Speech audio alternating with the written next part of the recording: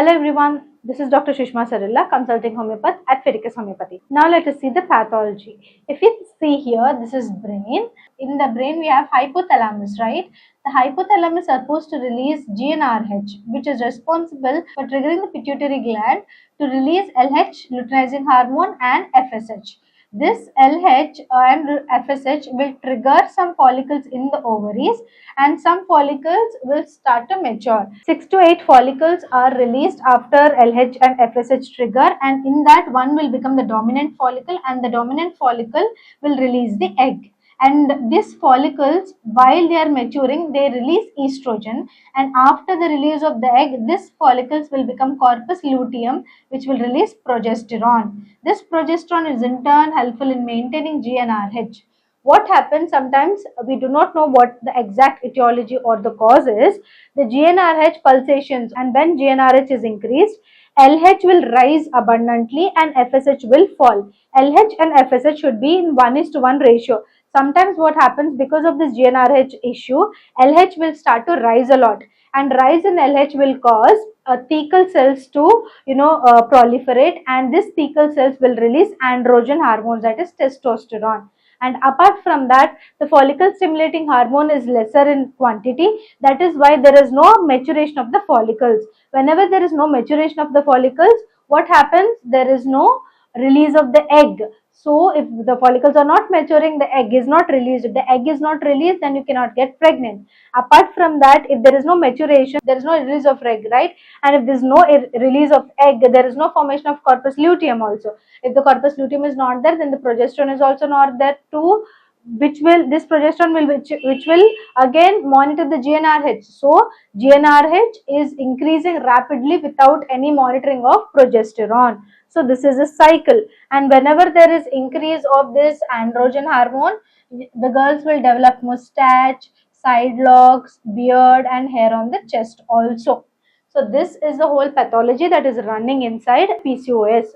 So what you will understand: rise in GnRH, rise in LH, fall of FSH, fall of progesterone. This is very, very important. Then what is the other factor that is important in discussion of this fertility issue is anovulation. As we have already discussed, there is hormonal imbalance, and because of this hormonal imbalance, because of the low FSH level, there is no release of egg.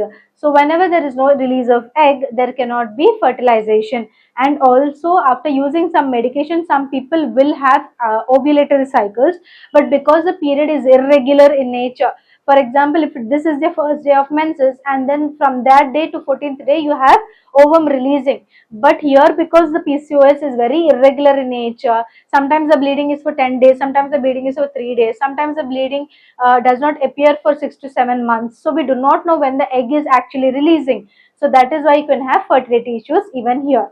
Apart from that, we will have fertility issues, and also even though if you are fertilized, that is even though if the fertilization takes place and you are pregnant, you have to understand that they have insulin resistance as well as oxidative stress and metabolic issues. That is, people who are suffering from PCOS can suffer from hypothyroidism, can suffer from diabetes mellitus, and also people who are suffering from diabetes mellitus when they are conceiving or when they are pregnant, that can have an effect on the baby, leading to some complications. That is also very, very important. And apart from that, you will have, even though the egg is releasing properly also, there can be issues in the quality of egg for fertilization. Even though the egg is releasing, if there is no proper hormones to maintain and for the maturation of the egg, even though if the egg is released, the egg is not proper in nature. That is, quality of egg is also very important for fertilization. So if the quality of egg is not good, then that can lead into miscarriages or some problems during pregnancy. Then even if the egg is released, even if the quality of egg is good, you have to remember there is another issue in PCOS, which is endometrial thickness. So what is endometrial thickness, and what happens is that, as you know, that people who are having regular period, the endometrium will start shedding during the period and again reforming after the period. But what happens if you have irregular period? There is irregular shedding of the endometrium. Sometimes it can become very thick because there is no period or menstruation to control it, and sometimes it can become very thin through excessive bleeding. So all of this can happen. Even though there is fertilization in the fallopian tube and the zygote is formed, it should come and get attached inside the uterine cavity near the endometrial layer, which should be able to supply and support the growing pregnancy. But what happens is that sometimes, because of this irregular period, this endometrial layer can vary in thickness and can lead into, even though if you're you got pregnant, it can be the reason for miscarriages in PCOS. Apart from that, people who are suffering from PCOS can also suffer from inflammation and oxidative stress. So in inflammation, certain chemical mediators are released, which is not good for the baby. It can cause autoimmune diseases in the maternal aspect, and also it can cause autoimmune diseases in the future for the baby who is forming in the womb. So that is also very, very important. So what about inflammation and its oxidative stress? If you want to know that in detail, we will be doing a video on PCOS and inflammation and oxidative stress. Do check out our future videos. Here we have online consultation options and offline consultation option. If you're someone who's staying near the nearest branch of Fidicus, you can contact us offline or come and visit us in person. And if you're someone who's staying far away from us, you can contact us online either through audio or video consultation. After the doctor consultation has been done and the investigations are verified, after doctor consultation and after the investigations have been verified, the medicines will be sent to your doorstep, especially for online clients. If you're staying in India, 3 to 4 business days, staying in USA, 3 to 5 business days. Apart from that, anywhere else in the globe, it can take 4 to 8 business days for our medicines to reach your doorstep. If you're someone who would like to get in touch with us, you can contact us on this number, call us, WhatsApp us, or messages on this number.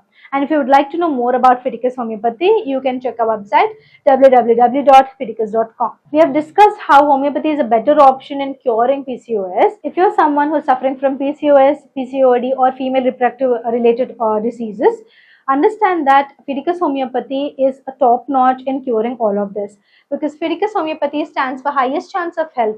Here we are already treating patients who have PCOS, PCOD, endometriosis, adenomyosis, bulky uterus, and good number of fibroid cases, and also infertility cases. So we are having good success in all of these cases, and also the treatment is transparent, which means there is no gray area between the patient and the doctor. The prognosis will be clearly explained to you, and the personal care here at Fidicus Homeopathy is top notch.